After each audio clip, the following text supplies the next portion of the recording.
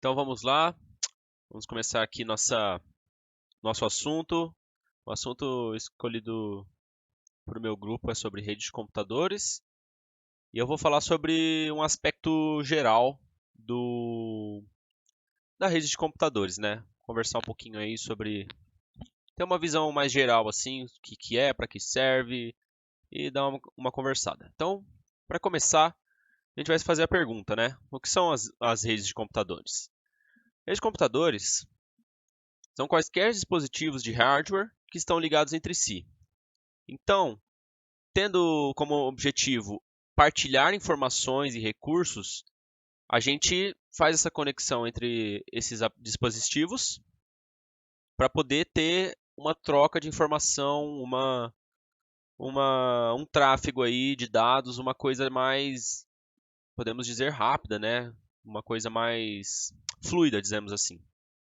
E lá pela década de 50, 60, começaram a surgir os protótipos aí sobre o que são as redes de dados, computadores e essas coisas de interligar, né, por meio de alguma tecnologia, distâncias relativamente grandes, que até que culminando em 1969 com a criação da ARPANET, que, que é o embrião da nossa internet, né? O que viria a ser o que chamamos de hoje de internet. Então aí temos nos Estados Unidos a ARPANET, dezembro de 1969, ligava quatro cidades do oeste dos Estados Unidos e possibilitando que com o desenvolvimento dessa tecnologia a gente venha ter hoje a nossa maravilhosa internet.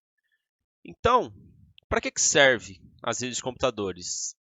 Basicamente, para esse objetivo que é o quê? Compartilhar dispositivo e softwares, né, que são os hardwares e os softwares, para poder, mesmo que seja num ambiente que as pessoas trabalham, por exemplo, numa empresa ou ambientes distintos, por exemplo, hoje em dia, o home office, para estar possibilitando esse intercâmbio de informações, né? E aí a gente tem, por exemplo, numa empresa, uma impressora que um funcionário de um andar usa que o outro usa, é uma rede de computadores. Isso é pensado para ser uma rede para poder facilitar o uso, acabando descomplicando a vida dos usuários, porque às vezes a pessoa não pode ir lá fazer, ou tem alguma pessoa que pode pegar, o trabalho de uma pessoa é, por exemplo, só pegar um papel. Então, uma pessoa que precisa imprimir, imprime, a outra vai lá, pega. E isso, a gente falando de uma impressora, imagina um software, uma empresa que resolve problemas, programadores, desenvolvedores, que tem que ficar com esse intercâmbio de informação.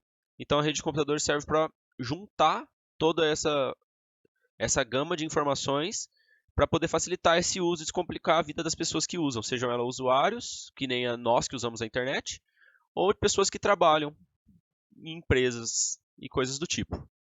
Então, as redes mais conhecidas que temos aí, de muitas, né, que tem, são as LANs, que são redes mais locais, né, que temos, por exemplo, nas empresas, são redes locais mesmo, que não tem acesso público, essas coisas. A PAN, que são redes pessoais, temos como, por exemplo, o Bluetooth, geralmente são curtas distâncias, né? A WAN, que são redes a longas distâncias, geralmente lugares geograficamente muito longes ou muito grandes, por exemplo, como países. Temos a nossa famosa wireless, né? Que a gente conhece tanto hoje em dia. E temos a internet. Só que a internet ela é conhecida como a rede das redes. Ou seja, a internet é o que liga a todas essas outras redes, né? Então temos aí como se fosse um bairro, né? E aí a gente tem a internet, que seria uma rua que passa por determinados locais até a gente chegar no nosso destino, que são as casas. Então a internet é como se fosse a conexão de tudo. É nela que estão as coisas que a gente usa para se conectar com outras redes aí que temos no nosso meio. Essa é a minha bibliografia e agora o resto sobre redes de computadores é com os meus companheiros. Muito obrigado. E aí, meu jovem, vou falar um pouco sobre redes de computadores. Vou falar um pouco sobre o curso agora da rede de computadores. Curso. O curso de rede de computadores é oferecido em grau superior tecnológico em instituições públicas e privadas. O curso é oferecido nas modalidades presenciais e à distância em todo o Brasil. O curso tem em média 2 anos de duração. Onde estudar? Dá para estudar no Centro Educacional Anhanguera, a Universidade de Franca, a Universidade de Cidade de São Paulo, entre outras. A grade curricular.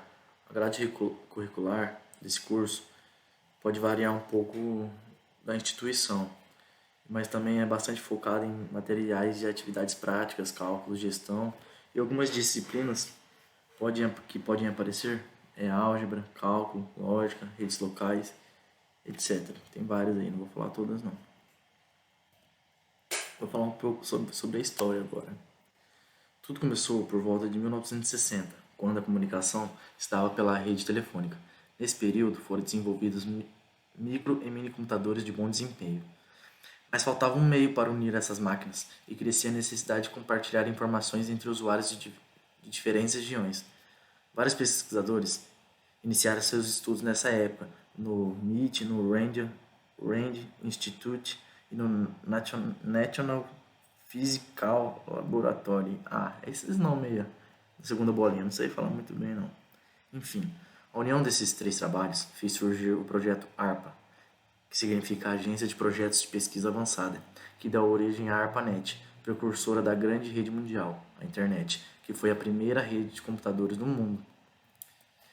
Já em 1970, começaram a surgir as novas redes de computação de pacotes, como a AlohaNet, que tinha a rede de micro-ondas por rádio, que interligava as ilhas do Havaí, e a Telenet, que era uma rede de interligação de pacotes comerciais baseada na tecnologia da ARPANET.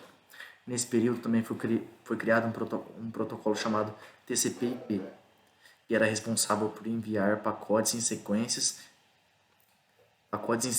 e de forma confiável. Com o tempo, o serviço foi sendo modificado e o TCP ficou responsável por organizar a chegada de pacotes, enquanto o IP ficou responsável pela função de envio e o UDP que controlava o fluxo de voz.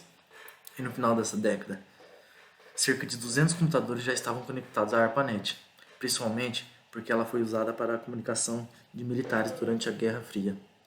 Terminada essa época, a ARPANET deixou de ser interessante para os caras militares e foi transferida para universidades. Já em 1980 foi quando os pesquisadores começaram a transmitir essa comunicação para as outras nações, chegando a ter 100 mil máquinas na rede ao final da década de 1980. Assim se formou uma grande rede mundial, que começou a ser chamada de Internet. E depois disso, em 1983, o protocolo TCP/IP se tornou oficial. Ele não era mais, agora era obrigatório. E passou a ser obrigatório em todos os computadores. Bom, isso é um pouquinho da história. Não vou aprofundar muito na hora, só o básico para vocês conhecerem aí o que aconteceu mais ou menos. E acabou. E aqui foi as fontes que eu pesquisei. Enfim. Deixa o like, se inscreve no canal, tamo junto, é nóis. Bom dia, boa tarde, uma boa noite. Dando continuação ao nosso trabalho de rede de computadores, agora faremos o mercado de trabalho. Bem, como um profissional formado nesta área, sendo pelo curso tecnológico ou por um curso superior, você vai atuar no desenvolvimento e na implantação de sistemas informatizados, como também na manutenção dos mesmos e das redes de computadores da empresa a qual você é empregado. Você também pode trabalhar como um treinador, um técnico ou um assistente dos usuários desses sistemas, sendo esses usuários tanto funcionários quanto clientes da empresa. Em relação aos setores aos quais você pode trabalhar, eles são vastos, visto que devido à expansão da tecnologia, todas as empresas do mundo possuem informática, ou seja, todas as empresas possuem servidores hoje de computadores e os mesmos precisam de um profissional bem treinado e capacitado para dar devida manutenção e cuidado desses sistemas. Ou seja, qualquer empresa, sendo ela pública ou privada, pequena, grande ou média, precisa de um funcionário desse sistema para dar o cuidado devido e certo a esses equipamentos. As empresas mais comuns a contratar esse tipo de funcionário são de telefonia, de internet, de desenvolvimento de software ou de operadores de hardware, sendo também que você pode trabalhar como consultor a dessas empresas ou uma terceirizada, ou seja, a empresa não vai possuir um setor de informática, mas vai contratar outra empresa para criar ou manter essa tecnologia para ela. A média salarial desse tipo de trabalho geralmente começa de uma pessoa recém-formada que acabou de sair do curso. Se ela começar a trabalhar logo em seguida, ela vai começar com uma média de R$ 2.000 por mês. Já um funcionário que está a longo prazo na empresa, ou um estudante com vários doutorados, várias pós-graduações, ao entrar no mercado de trabalho, ganhará um salário médio de R$ 13.000 por mês. Dando um exemplo, um técnico de computadores da CBO, em 2020, tem um salário inicial de R$ 3.626,50 e um teto salarial de R$ 13.071,34 em 2020, meus amigos. No meio de uma crise, olha o que esse povo ganha. Bom, a carga horária pode variar de 40 a 50 horas nesse setor. Também, as empresas que mais costumam pagar para esse tipo de funcionário e mais costumam tratar bem esse funcionário, como podemos ver na imagem aqui embaixo, para esse tipo de servidor aqui, geralmente empresas como Google, Microsoft, Apple, Samsung, Amazon, essas empresas de grande porte costumam contratar vários funcionários e pagar muito alto a eles, porque necessitam que o sistema sempre esteja operando na capacidade máxima e no melhor estado possível. Ou seja, um funcionário que entra nessas empresas geralmente sempre irá receber acima da média salarial inicial e sempre terá uma carga de trabalho ok, porque as empresas devem sempre manter os melhores funcionários para elas, para manter os melhores servidores entre elas. Entendido, meus amigos? Ou seja, terminamos aqui a parte de mercado de trabalho do curso de redes de computadores. Muito obrigado por assistir o vídeo.